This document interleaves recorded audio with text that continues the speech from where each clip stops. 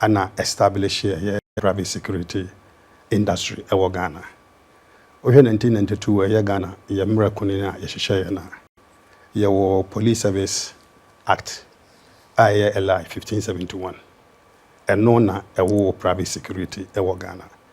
Enti ne se me kan na ne ntiatia mu no anase ne tia wa mu no de me kan se police for adwuma a wo mo ye no Ghana hanom no ne fa bi ana wo mo de amaye se yenye ema wo mo esanse se wo hwe Ghana enwuma ekoso police for edodo wo Ghana ne enwuma no kona omo nsa enso Ghana for ne enwuma wo Ghana nyina so enti se wo hwe eye corporate security ebi nso kano eye asset protection industry eno any the private security organizations ye na Ghana hanom se ye bebo efiemfie ho ban ye bebo nwuma mu ho ban ye behwe ese baby esenka police for eye adwuma ho no ma omo nsa entumi nru ho no omo agya ma ye se private security se ye nyina wo na mu na ye mfanye sa bambo no ema Ghana for na ema Ghana nso so ntumpon na enko kan into busa private security and the adwumadie no asechire no. Not just say we are properly legalized and regulated. So we use LI there na just say brano etamu chipa say as I say mutumi well established. Ne kwanso no. Yo. Na yenko mu kakra. Why ne bitumi akase me obesore keke na offer me security. Who and a bit me one a bit me for me so you know what frefre memoir my work on my boom say if say me groom me on no more private security why need to me sir na kwan be na nipa bit me afa so e dey did say adwuma no yo me that's frank I think say before say obetima be ye private security organization a private security company a sense mra and establish a private security industry nintino na was a wofa samran hyehyɛ no so ansa na watima age eye tumi krata na se licenses a wobetimi de ababeye se ma no na eye Ministry of Interior ana eye sa tumi no ehye wo monsa enti se wusi wadwene se wo pese obeye private security adwuma wo Ghana na wo se wo kɔ eye Ministry of Interior asoye na wo chro wo application komo mo se wo pese wo establish a private security company na wo chro application because it say kwada nyame adom Ministry of Interior with the able minister honorable Mutaka Mubarak ba no wo mo the portal ba e service portal as say wo pese wo ye ema no ntem a wo kɔ portal no so no wa kɔ apply for the private security ente wo apply na ministry no ebe buon semfu ebe mbusa wo ne enkrata bi sese wo de kɔ te wo de san krata no kɔ a ya wo bibia e friend personality form ndo wa kɔje sa personality form na free Ministry of Interior sa personality form no any information e wo so e bia ni ho a de buja even one information a one fail and say wanyi ensemfu e wo ho na no a wo de kɔ anya de a wo mbeji atom. That's after we apply, you know. After we during the process, I will apply. No, okay. Until one moment was our form now, no, I could fail our form no, now was on the Akoma Minister of Interior. To the Minister of Interior, no, now Minister of Interior, the Ama, a yes, you from BNI. Now some NIB, so much back to BNI to BNIB. And now you the copies one a police, a police ID, a investigation department. Now womo aye thorough background investigation on the directors and na say nipa nkran so mpese womo age license na de adwuma no eni say mo ye ni pattern na mo say mo ka mo habo mate adwuma na obi abe complete sa personality form no baako depending on the nipa do mpese mo ye shareholding ewo adwuma no enti no under BNI any police investigator omo e ba ko ye nhwehwemu nyina on all the information we provided our form no so mu say information provided you know e ne kwan so na eda mu na wonye obi a sebe wakakoda afiase pen wonye obi a wadi boni bi pen wonye obi a waye bibia ye wi adi afiri adwuma mu pen sa ne manyi no mo hwe school a wo so ko ye ba bia ye wo ni nyina ya de a wo mo hwe enti e ba se o mo kasa mpa in ya no we no eya no na your recommendation ama eye interior minister no say ampa nipa wo ye kwohwehwe nase no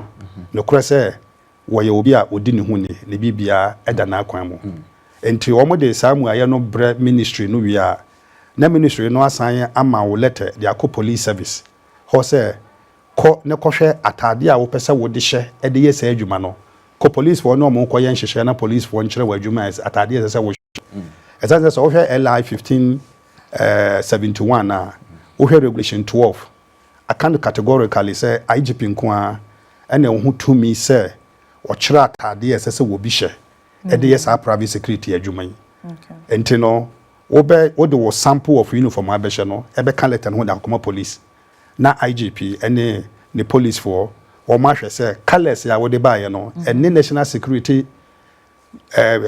setup no ebia colors ense eye police eye army eye prison service immigration omo nyina se wo colors na de kwaye no ene ebia de ensa then na IGP agina so up but say a resemblance with any of the national securities here enya de ya IGP be approve sa uniform no amount enti no wo ko wi no wi a na wonya sample na police be sama letter sampa waba aba o ma certify akire watade hye no wo ne wo mo agi ato mo sa letter no ko back ansa na ministry no eye minister of interior agina so ayi license no amount Antonia license no we answer na what we asha say what a process actually you go through all this process yeah okay eboboba eboboba mami mi say biom send am go through this rigorous process no does it reflect on how effective and professional are security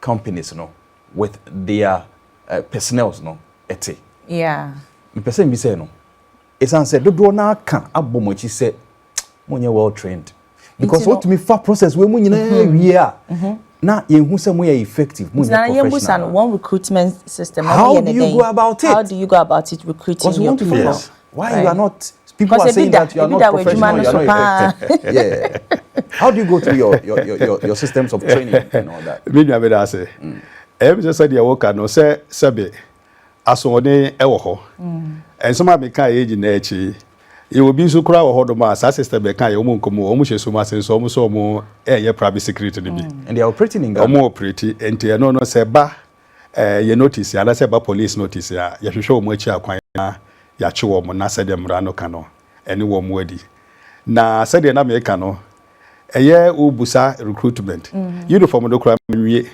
because I wish samra me kan ye edubre bi kura na ye nya wo hawo e wo sa uniform sem ye mu around 2011 2012 13 ho obehia private security wo krom so we police ni o we soldier ni o we custom officer wu hu kwatade no e hye sa no wo de nam e no kire se apart from say company na akona wo no de ni uniform akwa ya approve ama no waba no wo de ama security guard no wo do to me hu no no akopam black be na hye na companies ni bi so wo mo a e de no akoto nchen no wo mo no akofa bibi foforo de ama wo mo workers na wo mo hye which etiamra but actually hu say no be ye wo hawo no nti no ema both the interior ministry the industry players and the Ghana Police Service ye kan ye hu bomu ka say sa na be ye de ya aden na ye nhwe colors ya ye de be ma security for near sa colors we de eno na private security said de be ya Ghana ha nyina no hu sa color na be hu say we de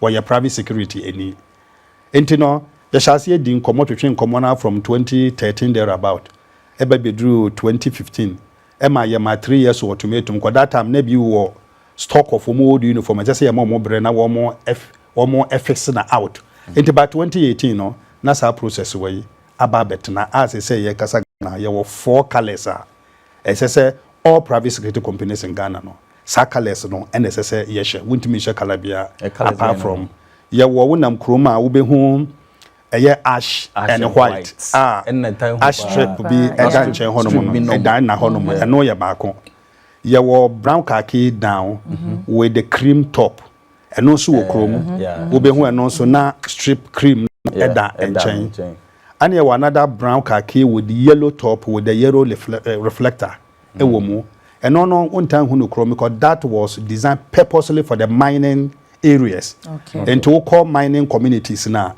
Who say those uniform are very common. Our mining communities, And sana ye war purple any violence where no for more plantations. Will come more mefuom, quadufuom, abrobefuom, time warm because of nature of Edmond Moyano who Sione and Kikawan and Funtino. Yeah, this akala no so ama warm. Effective 2018 no. A year the former IGP Asante appear to Ebresono. Anna sa uniforms way. Eba into Bina, Ababesi Sabre, and one yeshe. Into the one yasa way na we no training a yanokre airline ankasa monso aka ese Minister of Interior and a regulating industry no Ghana Police and a supervisor industry no. Okay. Into training eshe Ghana Police ase. Na life 1571 and 1022 na since eba you know and share danya any major amendment biya. Intino, as we speak now, na individual private security company biano organize on one training, nipa obeform on organizing the training, which training process no any na yenim. Obeye sa wo year recruitment we are recruitment no obehwe appearance obehwe se nipa no woni health related issues ye be fingerprint ahwe se nipa no wonya on ni boni anase won ko efiase epel ya ye nna no awie no na ya wade a ye frɛ no eye paramilitary training no early morning no omo beba na wo ma exercise so ma ye juggling just to ascertain their physical fitness. So bi o ha woni sasabro bi woni yare bi se china bi no woni be share adwuma na bi o night duties kra na nsu akoto na wa aba na ne sasabro akoba ne honam tutu no enti aye sa na ma na wie no na ye do makoto na classroom say ka security ade any security you should the workers should really understand what security is about. Say security was say who protect life, who protect property. They say teteno you can life and property. They say information a very big asset. You can security I was say who protect information. You can crime prevention. And it's any when you na you do more FM, you chromo patrols, a lot of topics or honoma, you do more FM. Yes, I training when you know and sana you are ya ma more personality forms. I fail out of personality forms, yebekwa obi yebeje guarantor efri ne honom a chese security guard no ma ye obi guarantor se wo na obedi bone na akire wo hu na guarantor ne betima aboa ama ya hwehwe no eno achi no ye house inspections ya ye ne nyina wie no ye je character referees ya ye ne nyina wie no ansana ya hye nipa no uniform akase ye de no ko abonten se onkonkonko ye adwuma as a security guard but say nyame adom eye honorable Muntaka Mubarak ba ye no one eye COP Dr. Efriye say Ghana Police Service, Director General of PSO. One more, I decided say a year training. I was say a standardized private security training. I was my mom. Many more cases a year training manuals. A year the basic training manuals. Are you ready? Say I can say Ghana publishing honoma. One more. Yes, one more gazette. Until very soon as we are talking now, probably by next month or two. Yeah, started a nationwide standard training. Yeah, pilot with 2,000 private security guards across the country. And yenimsa you know, hitches kakrabeba, but along the line, we'll keep on correcting them. And to say no, baby ye drew say and to what it means, they say very soon in Ghana, will be it means also about private security guard keke. Just a walk through this training. And this training is going to be organized by Ghana Police at the various police training schools. Right. And you register under the Ministry of Interior. Now we register we are what me akosa training. We are training now. Now your man there your friend guard permit, which will be the private security guard licenses. And after training when you that license, and never man who to me ama what me there juma e Ghana. And when you say licenses no we are then now you input into a system. Our system no chere say ebeboa na ye hu number of security guards a wo mo e wo Ghana per database and also chere say ukodi boni wo ba bia untimi nko ba bi foforo because ukodi data no ma e be chere ana say wo je license na company na wo di ni DJ license moment abi free sa company no na company foforo a wo kono say sa company no notify ministry no na new company na wo komu no and so e ka chere ministry say sa security guard wo free company A no wa ba me company B honom no mahwe aye changes on the license no just say say no ba be shemu kena yeah be shemu kena aha just am be pilot a program when before that na mo challenges spend na mo share. Yes, in terms of challenges on training na ubuza yeah yes training said maka no esanse na private security company bia running the training ewo ne office intino na effectiveness no eni ho saa because say enhyehyɛ de ato say running training no nipa no one office or training so obedi mra ne nyina so pepepe say woni so no eya asem foforo onye kora po so wo ba ko mienu no wajai entina ama eye standardization no eni ho ana na effectiveness no eni ho enti say na ye ba be hyewe mu kena no ye nim say be ma effectiveness no aba into what it means ni say security guard ya waten crime security guard ya watibu nkrugu yo mu nyina benya the same standard of training and then everything until you can then compare the quality and know some say they will be on top of whatever that they need to do. Interesting. To me who say moko rigorous training mo yes if you be a mensa wo be hu ba ko bi even police for cry e train you almost say be hu mensa ba ko bi na mu e be kwa chi ambrobes na say police ni bi e ya accomplice nti ende e ti ase say police if you be a mensa wo ba mo de ne de the rate at which Ghana for bomochi no doso in terms of professionalism.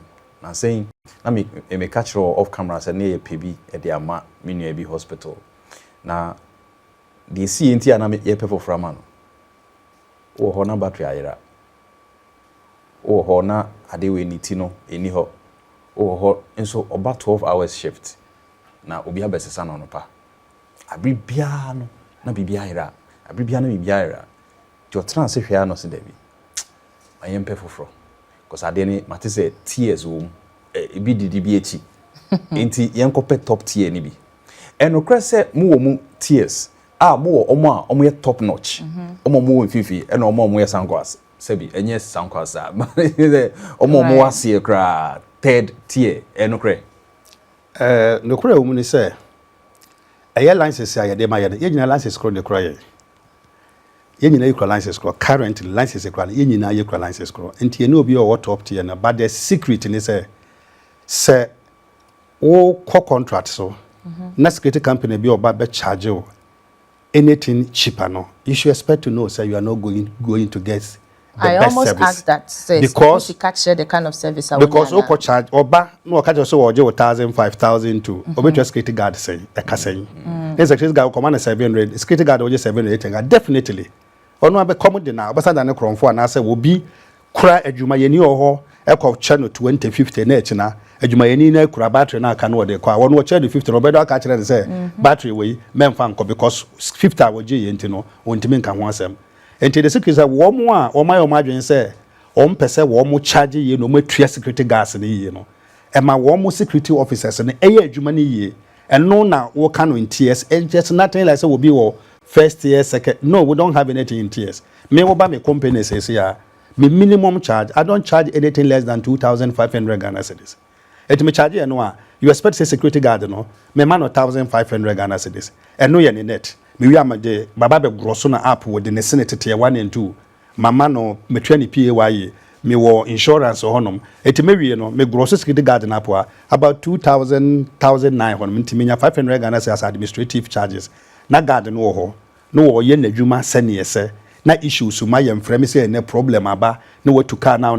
ho e china say na wo operation manager na wo supervisors na mo then you know say stress no you work under stress free and then wo hwen so a won spend more because won use more fuel enkwa around wa bra problems edoso na me be charge 2,500 no office me expensive into obi be ka che so obeje 1,600 na 1,500 ono na worth into ono na wo pese wo high in the services and automatically once you go for the cheapest one then he said there are more problems with it and that has been the second oba association of private security organizations APSOCWA for since 2012 resolution on minimum charge and then minimum salaries and so we association member ultimately ko charge less than a certain amount to association akase members and charge any sky you see into your security guards no because the association says whatever I agree say in charge no utua mu 50% net Emma Garden, we are no gross on up, not the Akan Aya administrative charges. That is the secret behind it. Tiabani send the Bimutia 250 Ghana cedis a month. So depending the 250 Ghana cedis a month. Our Kwabrani ebetimi be gade company.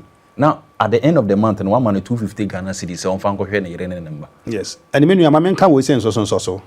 Yaka companies now or more charge less, no more charge in national. Sana ye ba ownership or ye directorship and so ye were 2 calibers of company owners.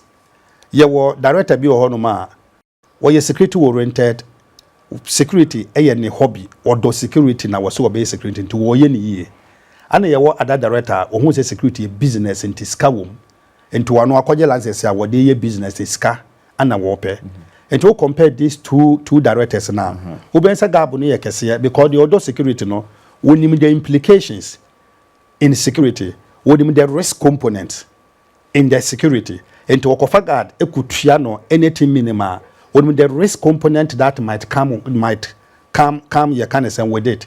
And to consequences you betimi enya because I will sign a contract now contract no e wo mu say nipa na wo bone japade ho ban no se bibi yira wo company na wo sa kutua nipa naka na akofo obi atua naka 250 Ghana cedis. Don't you expect to pay more losses out of what you are doing? At the end of the day adwuma wo ye no fa so say na obenya, but oma wo mu wom esan say security ye business ye sika wo mutin wo pay sika ntino ono okoje even 5000 kwa betu security ka 700 because scan wo pay na wanya scan wako enye weka no welfare ana ehu hia na wo hwe the risk component in the adwuma na wo ye no so emu etu we mu nyina ye indicators ya ewo industry no, but se obi a wonim security nto hwe Ghana hwe multinational companies na sometimes mo call mo contracts kra na wo aka se wo cha mo tube ka che wo se no ye hu se after o ma hwe yi o ma bie tender wo ma hwe wo technical proposal ehu wo technicalities how dey ba contractors no mo tube ka che wo se no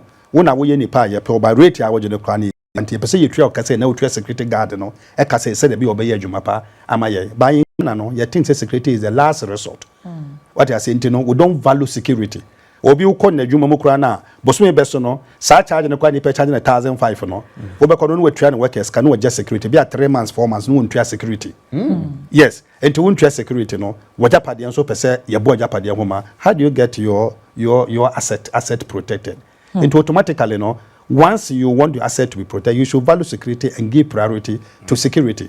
And what the priority ma security na say we ye wa famu dia now we ensure say we person we the best and the quality. Trust me, you will get the best and the quality in the system. It's before mobile role more pilot program where they na masone so omo mu wo mo de down no where they na masone so. So what we are doing is a year piloting no, we are even starting with currently omo mu adwuma no mu dada.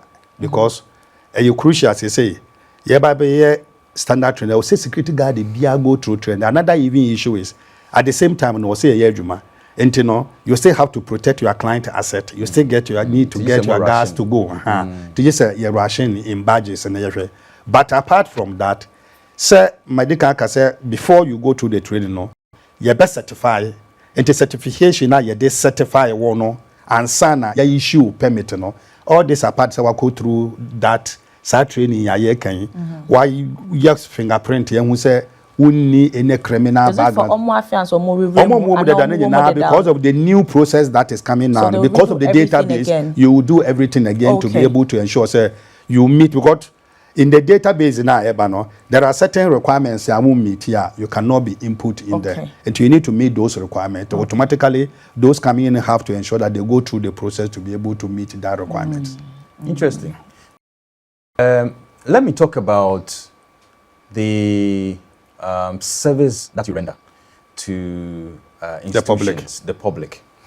Me fan say ebru ekuapem bibia me wono ye ba be dia fashe bidia fashe sana yeten hu se ahemfo ni bi maminchia akwamuhene owo ebru sisia enso hwe na je usu oye akwamuhene na kesere hen wo ebru bidia fashe se ahemfo ni bitumi kofa security ebedi omachi na ye de etu ahyehyehye omonsa. How effective is your collaboration between Ghana Police and Etuona Mukitano? Said to you, Ghana Police the license de mamo. Now, do you have the right as a private security to hold a live bullet gun during festivals, during guards, during operations, and saying I am rampant pa. Mo was right no. Now or he be right so bit me abefa. Na udi tuo abedi nechi. Edi nechi. Yo me nua me sa me da se. Says ohwe adwuma ye na ubusa services. You can security we have so many types of services. You event security, you close protection, you man guard, you private investigators, you K9 services. We have a lot depending on the services you are rendering. But out of all the services that I've mentioned, there is not even a single service in the current LI 1571 a man who can say private security guard a use a tool. Hey, Oko regulation 13. Oko regulation 13 LI 1571 regulation 13 a casa on fire days and arms. A kind of categorical say obi bia ni honuma yamano license on fanya private security a was with me a to at the course of any duties. And to some time become say to no a bia na nipa na okofane say woni nechi no ni to no wakọ license so wode bo ne ho ban and wode ama security so won fa but yetiamra emra ma ho kwan doc otra private security bia we dem say o camera ni nie yeah kan entie ni ye say eye no kre say emratia say private security guard bia ni wo say so kita a tool and patrol state na state law ni ye o camera ni menua me kan si so biom sene maka no eyesa Oko regulation 13 LI 1571 mo regulation no ha metima afa na yakan na ina yeti de mra no eka efa regulation 13 eho how regulation 13 wo hwe police service private security organization regulations 1992 LI 1571 regulation 13 was a control of use of firearms or can say no person licensed or granted a permit under these regulations shall bear or possess any firearm or ammunition in the course of his duties. This is what the law is saying. No person granted license under this LI should possess a gun or firearm at the course of their duties. Intimidate categorically. But you see them holding it all the time. But you know Ghana, say make no, it's against the law. But the no kura, nese bibia NC ya, na say ya nchena, no cause ya. But minimum says Ghana police. Womu ye juma na ye de juma mo ya say when it comes to notice of Ghana police service, they invite them, some of them to arrest them. It's just because it doesn't come to the public domain. News ni media ntino yana public ente but wo mo chechepa ya chechepa ya papa Kojosafo apostle Kojosafo a wenya ne baby ko one ne mami no no akofuna ene adwasafo de si omontemu no etuo a ekasa ho no it was from the private security police for akochi omo ye nyina ye hu ye the press release by etuo a line ni up good table no so ene etuo aboba live bullets na not to say they didn't have the right to possess those guns to even fire them in the first place. Yeah, menu I say wo hwe ya em say sansama wo kan see ye aseme see o akofuna ene sister Adwasafo entem ye nyina ye nim initiatives aye Minister of Interior eteke san say aye kantanka security wo mo ewo licenses say wo mo e provide services ema wo mo asset mo ajapade and also provide service emma public but the license ne mo ho kwan se wo mo use etu enuntina Minister of Interior Honorable Muntaka Mubarak through the advice of the ministerial advisory committee and the entire ministry no with the Ghana Police Service wo mo redraw sa license na ekura wo mo no because license na ekura mo no eno no to me regulation 13 no any other minister so our car say what they redraw one license because the tiamra say one the license no be create at the course of their duties na one aye niema one ye no enti na yemra Ghana ha enye enne na samra no since 1992 e wo honom ebesi enne aye ohoyi enti no say wo de mra no hye wonsam na wo de mra no ye de wo ya semra enchewa wo fi say no aba mra no so mu a ane yem say wo hwe ye de o mu court no charges ye bo mo no say eno ye one of the charges firearms say one of the charges ya Ghana police ede ebo wo mo enti na san samra wo ya emma ho kwan no eno nti ana ye de samra no ebo wo mo nti mra bia ni Ghana ma kwa say any private security operator ebe kura etuo at the course of the duties etiamra etu hu bi sa ultimate report normal police ni bia ana wo ba bi na hu bia ultimate police for asote na national chairman mo supervision any na weak o your supervision is weak say private security part to me kita firearms ama etumi hwehuna Ghana de say na mo hwe omo so me fa ne say you are the first layer of regulation enti mo supervision no na etumi asisu aka say mo supervision is weak. No, yeah, supervision. One will say Ghana, yeah, TIS arms of government, say, Sebe, a Ghana police, a PSO directorate, being led by Dr. Daniel Free. He is doing a very wonderful job. He's working. A buy you notice here, you two one more. Say, my, you know, where I can say, yes, to what to in a bar, media, and a Pia Bontia. Kawana nimisa wo mukra to be a womoda because of say to a two no a bit to ya a bar media a bar public domain and with the also facts there the person involved in the shooting is also a public figure and no na ma no epia bontin tina ye nyina yate nyesa anka wo beda say a buy notice pe ana Ghana police a bomb notice who say nipa semasu we were private screen okreto there is no way say police for better na ho ana ye better na ho say nipa no onfa to no enye ne wo ye no. Enti no say ema you notice ya that will be as an unfortunate say asem no esi but bibia no say ye hu a ye tena nom ye to anamon ye chibi ye hu nyuma bebre de ebeba ye notice about police notice no mu tu hu anamon a ye di hu nyuma bebre ba say me dey kan ye no esan say we one of kind of it I call say the person involved in so the public figure na ma na beto abontinti na obia ate a wo kan bi no en say chichi wo mu de bia ye chi wo mu.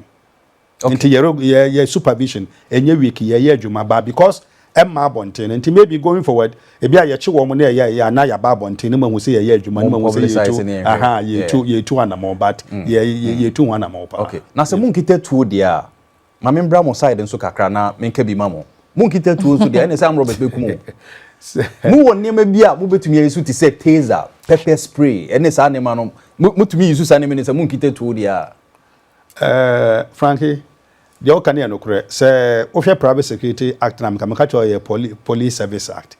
Yeah, private security. We are not there to combat. We are there to observe and to raise alarm. That is just the purpose of private security. And nuntina, wo campaign wo provide the service no. Say, baby, wo services no. A police station a woman temono so with me that cordial relationship collaborating with the police service there.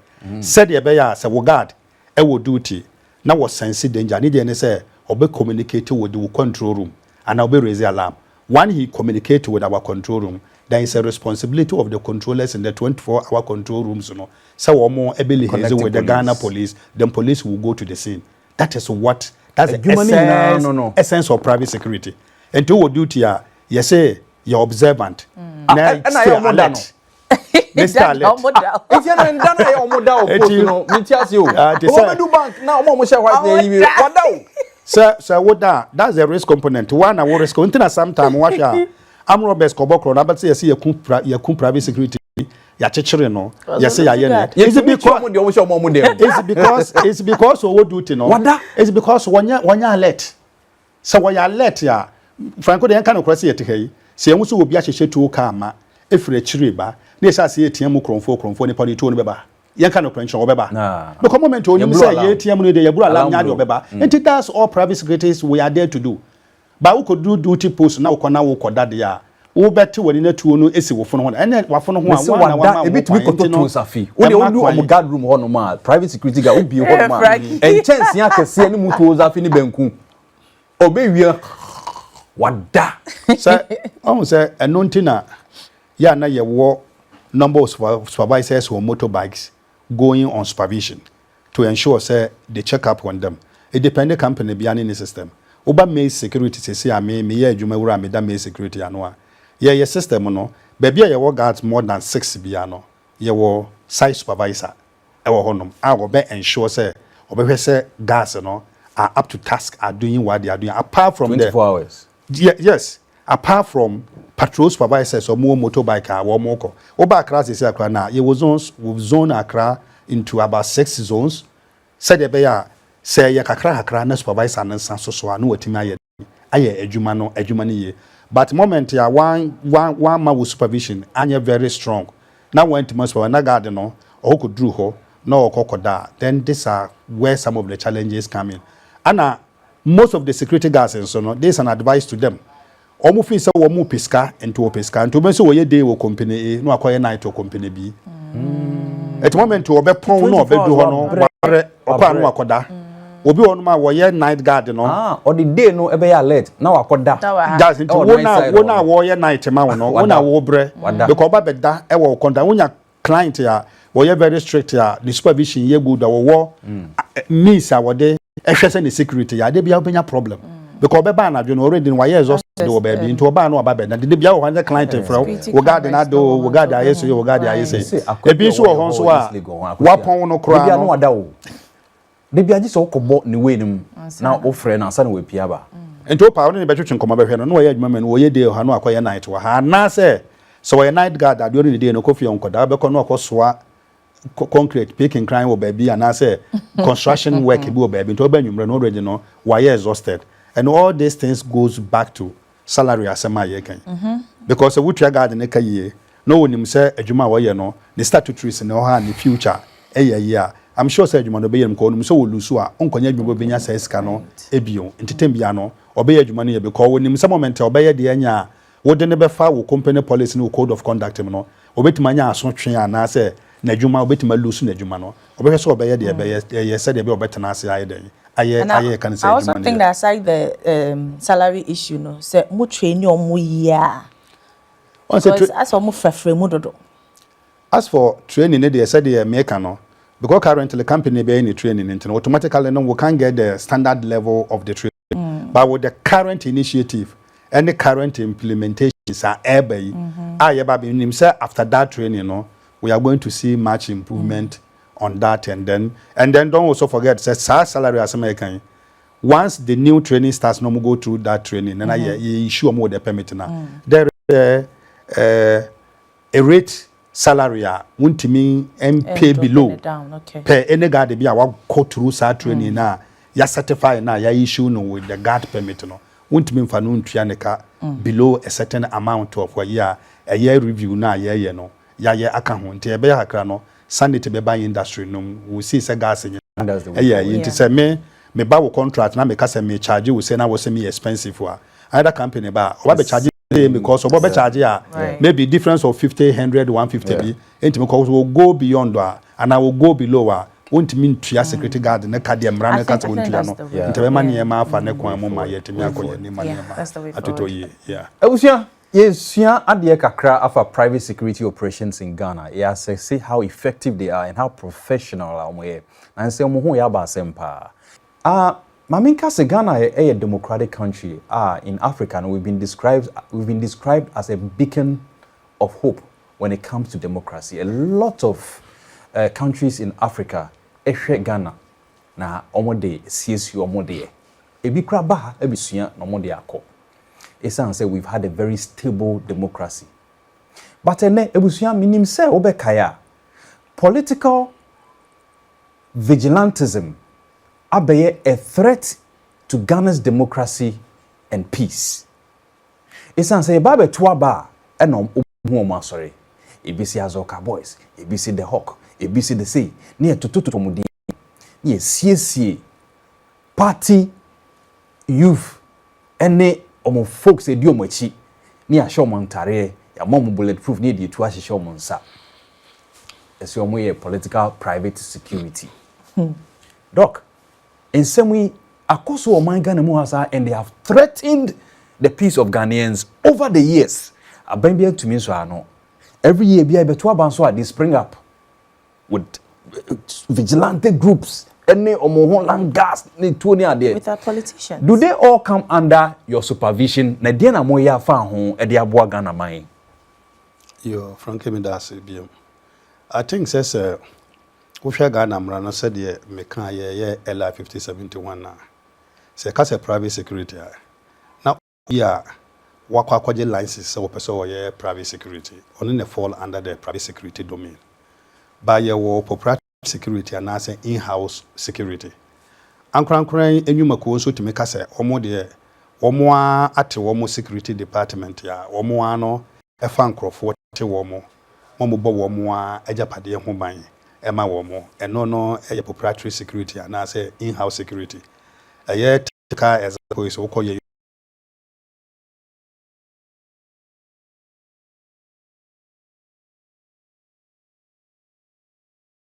universities ya who so omo security omo ho no omo nya private university na nkasa mo security article omo adwuma so omo university na ejapade ho ban okomo hospitals ni most of the organization industries na sana omo ye obekọ ebi so no na omo efa proprietary kakra na omo afa private kakra na omo de omo afra na omo ye adwuma mo omo.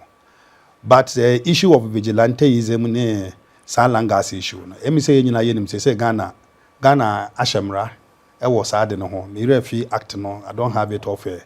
But minim say there is a law now which bans the activities of vigilantes and then also Langas activities in Ghana. And to say we ye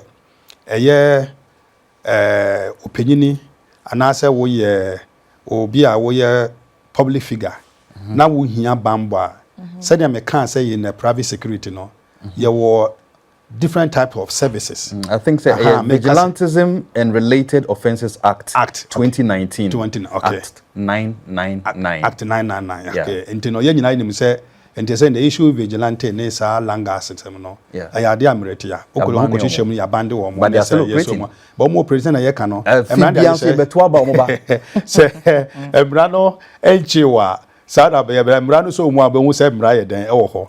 Enti de me meka se obi a wo ye public figure ana say wo ye panyini wo man yi mo na wo se wo hia bambo ye nuanom a wo mo ye private security ye wo other services like close protection like personal gas ne those things on you can follow on any private security a wo mo into that wo mo render those services no na wa engage wo mo service because at least wo mo de ya mo license ya wo mo ye regulate wo mo through the police service eno ntino emra se wo mo de ye adwuma no wo mo be di samra no so na ama bibia akoso basa wa kokofa nkrofo mo to man ntem ana se wo fi se nkrofo mo ben wo se wo mo na engitu wo no wo mo fa ni wachi na wo mo emfa mo wo ho ban ya se de wo kan no eye act na eye the vigilante law no etia e wo Ghana ha no ma emra ma ho kwan enti se wo koye sa na se eye city authorities omo man mu say omo taking one na they have every right to take in one because we evaluate with the constitution and as emra ewo ye kan say wo man mu they make him account for e ban say betimi achi MPs bibiro because emra ne say whoever finance them you commit an offense that you can be imprisoned between 10 to 15 years. Now omwa emra ne say achi omo no omwa so na hihye emra no but frankly my main counsel mchire won say metimi aka no authority akire wo say COP Daniel Free ye director general PSO sa niema no ono say de mra no kana na wo ye usually minim say atitiri obi wo Ghana hanu ma minim kura na kakra bi a wo mo abusa mra yi so a woni ministry no efre wo mo emu wo mu hu say de wo mo ye no etia mra na de mra no ekane to wo mu cancel wo mu na wo mu to mo fo no mo kwa wo mu tie na asopam a ye hu se sa mpanyimfo no wo ma san aye sa de no biem te de meka ne se obi bia be hu sa de ne bia no wutumi Ghana police asotre e wo kwan ya Ghana police be fa so mbe engage sa nkrofo no na wo mo ne wo mo ato adwene no mo hu se ne wo mo ye no etia mra na se enam mra kwan so na me gidi se wo mo efrew na wo mo e cancel ne wo kasa na wo kọ na se wo san akoye biem a it doesn't matter who you are, baby. I would not say, "Wo from Mradia, wo from Mratin," said them Rano Ekano, Ombefesem, no, Ebe Enuano, Ebe, then Ebe taking the course, so said there be a bema or mine on the direction I econo, yet me Akoni. Okay. Hinamosano betimi I requested for more services. You individual will be our Ghana has said we are hin pong. Okay. We are minister, we are Jumamu Penini, we are celebrity. O BBA we are Yibiano, ye war service no, and the company that provide no corner will on the Wunia Ukrano, who free interior Misna Casa will pay close protection to the bit my recommended companies or more into close protection in services. Mama, there are a lot of them on bit my recommend or Mama when you be Becca Sao Benya Bina more. provide these services no ama yet nso wo frɛ yɛn so a yɛbɛtumi recommend bi ama na wo no ma twetwe nkɔmɔ no ma hwɛ kwan association private security organizations in Ghana. Okay now my head office way but your head office wa Achimota just adjacent Kingsby. Yes. Okay mami bisa sɛ ntare a ya mo de hyehyɛ wo no ebi wo hɔ no ma ɔmo ahyehyɛ akondeɛ uhuna na oyɛ mo ahyew ebi e bulletproof ebi niema tukrubi ebi de net akavo mo anim uhu mo anim ebi de sa daga no second short ones no jackknife na ehyehyɛ omo ho sa ne mane nyina mo na ya mo de mo sa ne mane nyina mreti yo mane kan say mreti ya because currently as the position we are with the LI 1571 no emra no man ho kwan say ye use any bibia even non-lethal weapons the law does not permit it. Me say ye as a private secretary your responsibilities any your core responsibility ne say ye be observant na ya pay attention when we are on duty ye hu danger ye be raise alarm and say ye be contact the police aba hono that is our mandate sa na man nyina no a omo hye no emra ma ho kwan enti wan e de mo hye omo like how frank obi o ho a ono ayafa no se obi afa ne se wo mre medi na chinti no se wo odi na chinti ono a wo hwe de wo de bobo ne ho a obeti bi ase obi a obi ho ba ya no wo de na ade abobo ne ho obi won so abi anipa wo fa ne no wo de ama ne se wo mfa emo ne ho ba which enye mre mu nti no yentimi nka ne categorically se de ye kana sa na tie ba me nye sure se private security company bia ne ho kura license ya wo ye adwuma wo nim se sa de no enye mre bokọ sa de na ma ne worker se onje no fan question no fan kobo obi eho ban obi en ho license because no so we yes na say ye chine pe e two things other say the license e bit marry draw na say minister be revoke ni license no enti no won fa ne ho nkɔhye saa wa ha no mu na akire no ama ya revoke ni license ma na adwuma ye dan akɔ to mo yes na ma no omo nya private security personnel no mu ni private security mo no e individuals bi ana wo mo ade saa de na hye mo na wo mo e yes na Dr. Ibrahim Abdul Rahman, a doctor of security intelligence.